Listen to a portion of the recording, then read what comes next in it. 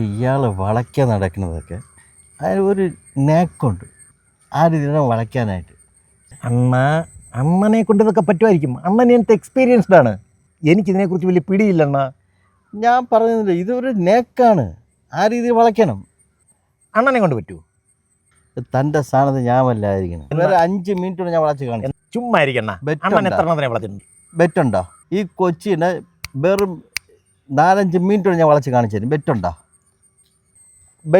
Bet വെച്ചാൽ അണ്ണൻ തോക്കും. ആര്? നിങ്ങൾ തോക്കണ്ണ. ബെറ്റ് വയ്ക്കോ? ബെറ്റ് വെച്ചിരിക്കുന്നു. ഞാൻ വളച്ച് കാണിച്ചു ഒന്ന് കാണിച്ചണ്ണ. അനിയ എൻ്റെ അടുത്ത് പറയണ്ട, നോക്കിക്കോ. ബെറ്റുണ്ടോ? എന്നാ ഒന്ന് കാണിച്ചണ്ണ. അവൾ വരട്ടെ. വരണുണ്ട്. ഞാൻ അങ്ങോട്ട് പോവുകയാണ്. വരുന്നുണ്ട്. എങ്ങനെയുണ്ടോ നോക്കൂ. സ്വർണ്ണഗോപുര നർത്തകി ശില്പം, കണ്ണിനു സായൂജ്യം നിൻ രൂപം. ഏതൊരു കോവിലും ദേവതയാക്കും, ഏതു പൂജാരിയും പൂജിക്കും നിന്നെ, ഏതു പൂജാരിയും പൂജിക്കും.